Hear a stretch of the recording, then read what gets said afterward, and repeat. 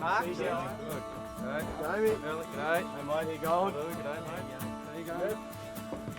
Thanks for coming in, guys. Appreciate you guys travelling far and wide.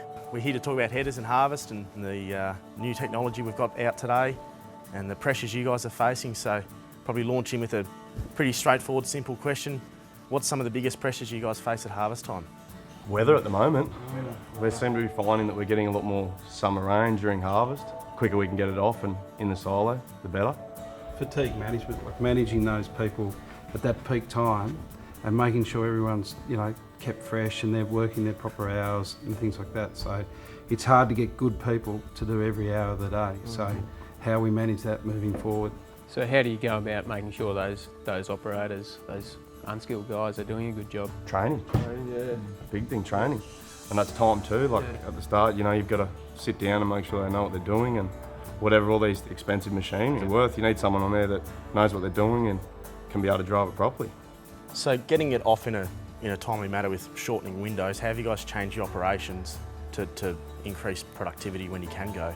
Bigger machinery, yeah. Yep. More capacity. You can only get as so much as you can out of each machine. I've actually got two older machines and we get pretty good capacity out of that. Because it's such a short window, everything's got to be right. So your header, your chase, on the maintenance, it's got to be smick, because if you're going to invest that capital, it's got to be really efficient. So, and we've got to try and get as many hours or as many acres done in that period of time. It's all capital management really at the end of the day. Righto, well let's go and drive one then.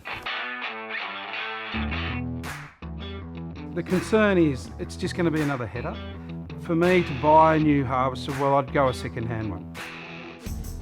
The way to think of this display is that's your setup, and then you can optimise it through ICA. Yep. And then you can automate the operation, and that's the beauty of this technology. Yeah. Is when you've got someone who's not as skilled, you can get them in there and get them either up to speed quicker. We can now optimise the machine remotely. So say for example you've got an inexperienced operator or multiple machines across the paddock, you can remotely view their settings from your phone, from the My Operations app, send through an adjustment to the machine.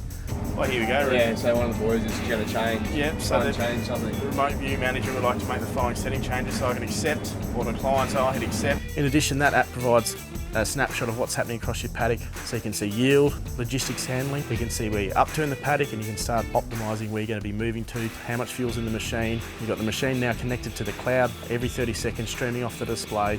The Combine Advisor automatically adjusting the settings on the run is very impressive. The intelligence of that and the technology that it takes to think like a trained, experienced harvester driver and adjust all them different things on the go, it's very impressive, yeah.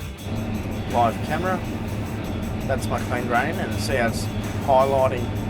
Oh wow. From a sample perspective, That's quite good there. looks quite good there, yeah.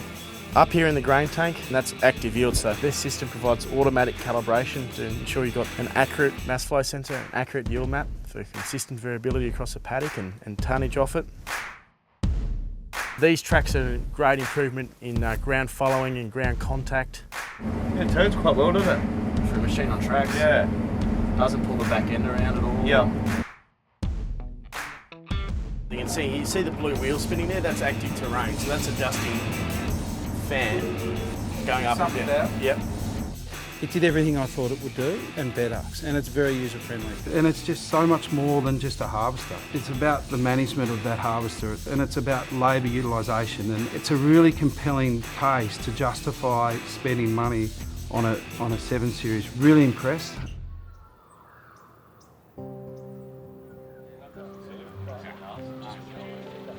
What have you thought of today? What do you think of the machinery and the walk-arounds and? Very informative, as always. It's good to hear other people's views about what they're having issues with, and it's always good to actually go somewhere and people know what they're talking about. Like you blokes, obviously you're header specialists. Where do you think you can improve at home now after spending a day with us and Making sure we're getting these yield maps and using them. We've collected so much data for the last 8-10 years. It's just sort of putting it into practice now, I suppose.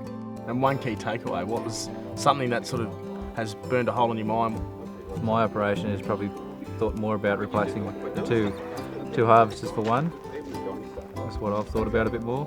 It's not just the harvester, it's the whole package. It's getting that next 5 or 10% capacity out of the machine and and refining it, and that all comes down to operators. And if I can't surround myself with key operators, that machine will cover me. That was really important for us.